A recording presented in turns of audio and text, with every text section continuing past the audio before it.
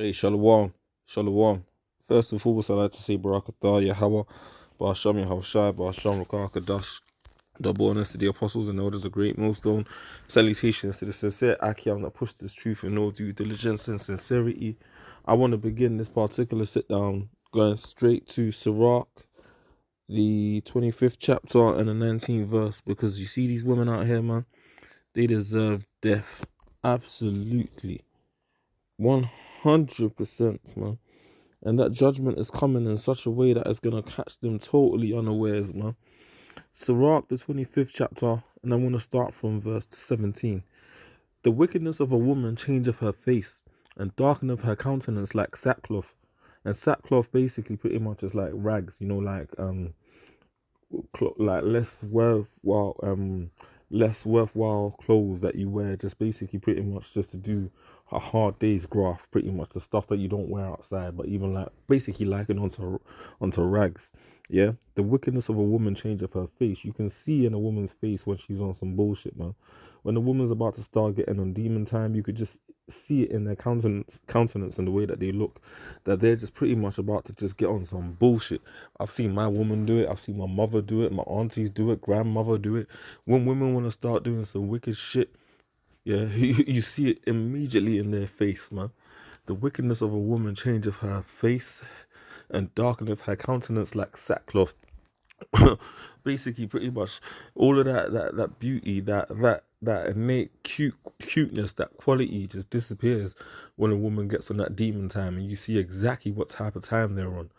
The wickedness of a woman, her husband shall sit among his neighbors, and when he heareth it, he shall sigh bitterly. And if you know anything about a man with a wicked woman, man, yo, those men don't want to go back home, man.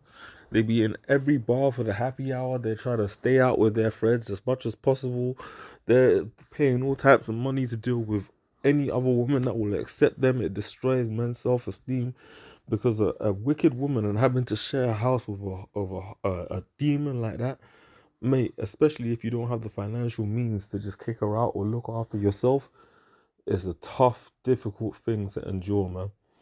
Extremely difficult to endure. And a lot of men fall short and fall victim to just having to deal with these demonic ass fucking wicked women, man.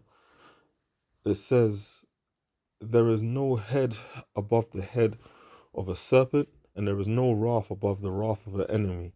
Facts. If an enemy is really down to get you, ultimately, man, your true enemy, your worst enemy, if they're really, really out to get you, man, and they have nothing but maniacal thoughts for you in their heart, yeah, man. The wrath that they will exercise, there is nothing like it. In the same way, you probably do the same to them. But guess what? Verse 16 says, I'd rather dwell with a lion, an apex predator, and a dragon, a mythical but factual creature. I'd rather dwell with a lion and a dragon. Yeah. So both of them. So the prophet's saying he'd rather literally have to live with a lion. Yeah? And if you know anything about those big cats, man, they will rip you to shreds if in a moment should they be hungry. And a dragon, yo, I'll be covered. Listen, I'd rather dwell with a lion and a dragon. Put that into context, right? Than to keep house with a wicked woman, man. Read that again. I had rather dwell with a lion and a dragon than to keep house with a wicked woman. Verse 16, I was above that. I'd rather dwell with a lion and a dragon than to keep house with a wicked woman. I just had to go back to that.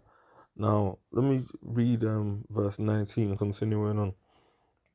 All wickedness is but little, this particular verse right here, all wickedness is but little to the wickedness of a woman. So, we've just read about like wild beasts of the earth ripping people up. We've read about the wrath of the enemy. The scriptures is full of lamentations, mourning, and woe. But then the scripture says in verse 19, all wickedness is but little to the wickedness of a woman. Because when a woman wants to get on some bullshit, bro, when a woman wants to do you evil, when a woman wants to get mischievous, brother, trust and believe, when a woman really, really wants to get mischievous, brother, She will do you absolutely fucking dirty. Yeah? It says, all wickedness is but little to the wickedness of a woman. Let the portion of a sinner fall upon her. All wickedness. That means, like the murderings that we've read about, even some of the stealings and the false accusations and the and all sorts of different types of transgression that have been that have been committed, yeah, are but little to the wickedness of a woman. Let the portion of a sinner fall upon her, is what the scripture is saying. Think about that for a second. Think about that. And when you go to verse 21, stumble not at the beauty of a woman and desire her not for pleasure. That's the problem with the world today. Everyone looks at these women and thinks that they're just something to be absolutely desired. That like just because they're a woman, just because they exist, they need to be worshipped. And that's where a lot of men go wrong. That's why a lot of these women have inflated egos. A woman, if she maintain her husband, is full of anger, impudence, and much reproach. And then it goes on to say, like, pretty much like, if a woman's in a position where she's a breadwinner and she's the one keeping and maintaining her husband's upkeep, she's full of anger and hatred for him. A wicked woman abateth the courage, like I said. A woman that's not really by your side and is against you, it's like a constant thorn in your side. It's like kryptonite to Superman. Superman maketh a heavy countenance and a wounded heart. A woman that will not comfort her husband in distress maketh weak hands and feeble knees. Facts. Because at the end of the day, your woman is supposed to be basically your lifeline, your support at home, and looking after things, making sure that essentially she, even if she can develop a little enterprise to support you and your efforts, she's supposed to go out and do that. But these modern women are of the woman came the beginning of sin, and through her we all die. Eve, listening to the serpent, man. Yeah, taking on the wicked philosophies of the serpent and basically pushing it onto her husband. Of the woman came the beginning of sin, and through her we all die. Give the water no passage, neither a wicked woman liberty to gad abroad. Basically, pretty much, don't give these women liberation and freedom like you have right now in the society. Otherwise, what happens? The exact fuckery you see going on right now. If she go not as thou wouldest have her, cut her off from thy flesh and give her a bill of divorce. Divorce, sorry. Let me read that again. If she go not as thou would have her, cut her off from thy flesh and give her a bill of divorce and let her go. So basically tell that bitch to kick rocks. That's what the scripture tells us to do. That's a matter of facts. Because let me tell you what happens when you tolerate wicked women.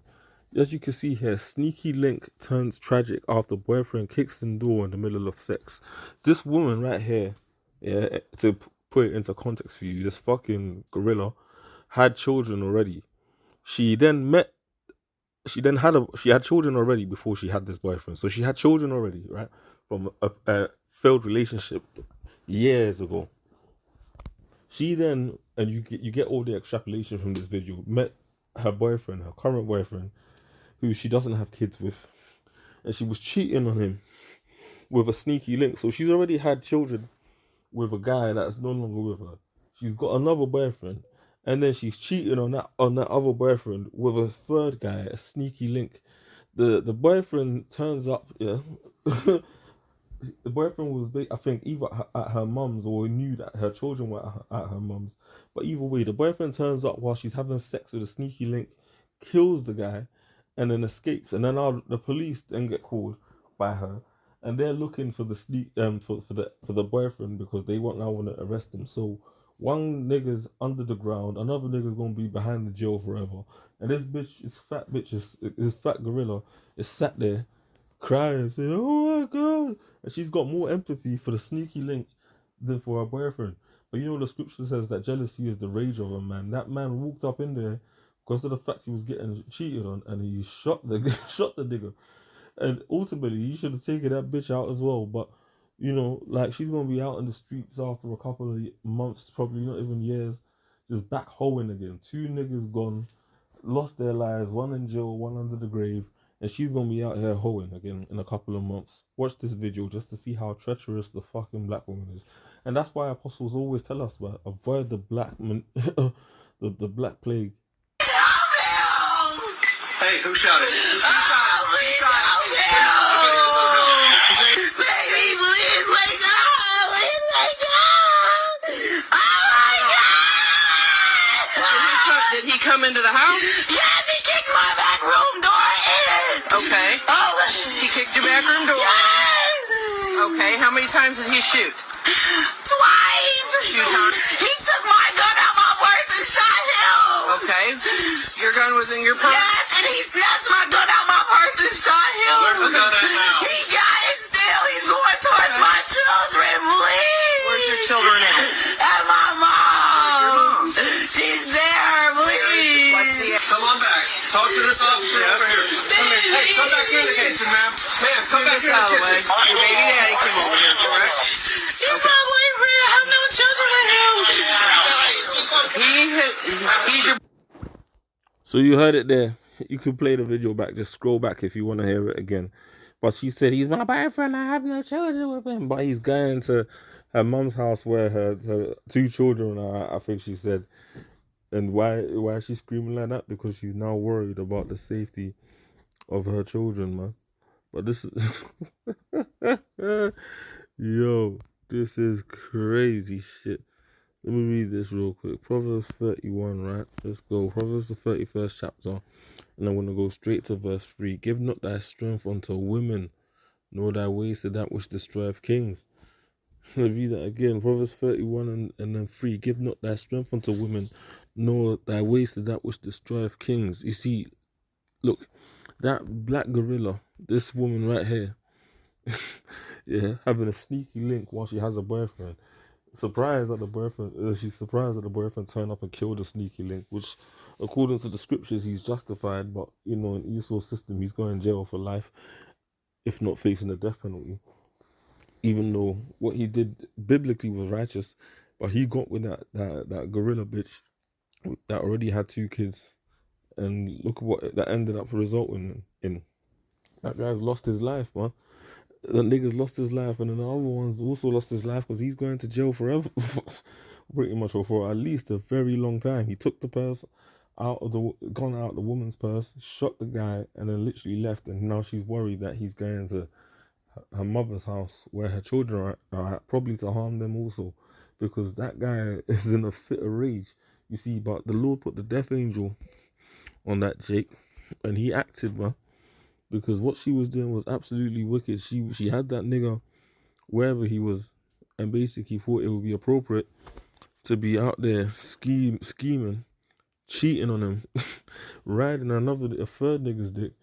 But this is what I'm saying. This is why these women, man, listen, don't give your strength unto none of these women. And the time coming, pursuant to Isaiah 4, in Acts 1 second.